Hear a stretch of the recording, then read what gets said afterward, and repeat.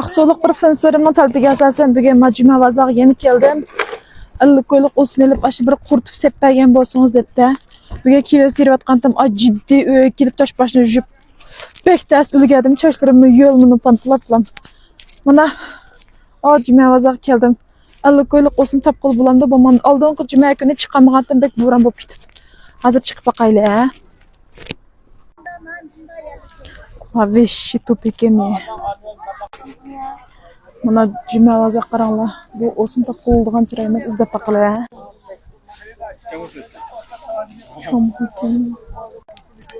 Aqzolning keshiq kasam o'sim tugab ketibdi. Achonda badel berib baqinglar.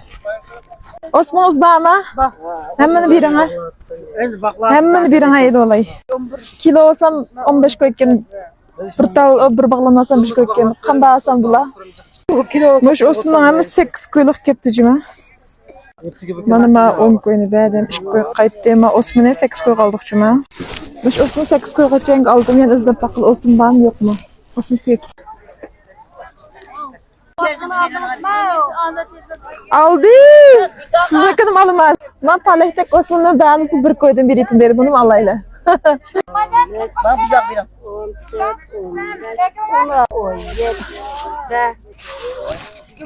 Ama siz 20 koy bereyimiz. Muş açamam, muş kulduk osmanımız ne hazır. O 7 koyga aldığım buldum. 20 koy berey dedim.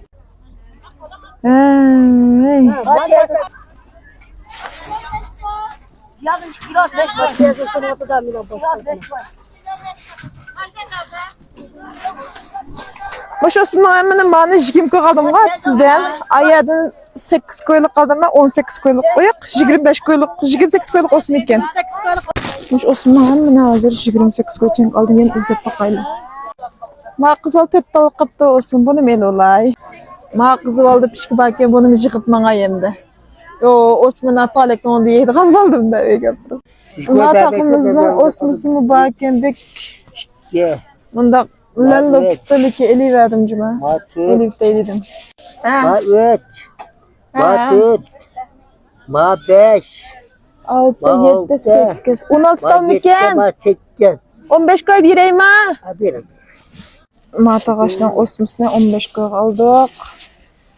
Ma qızvalning baken bishtaga bunum elib etdim. Uyga borib qachon qıplandım. 18 Bizim boz bulavkam 2 kilo akşam aptım 30 olma 34 37 40 45 yollar. Dön.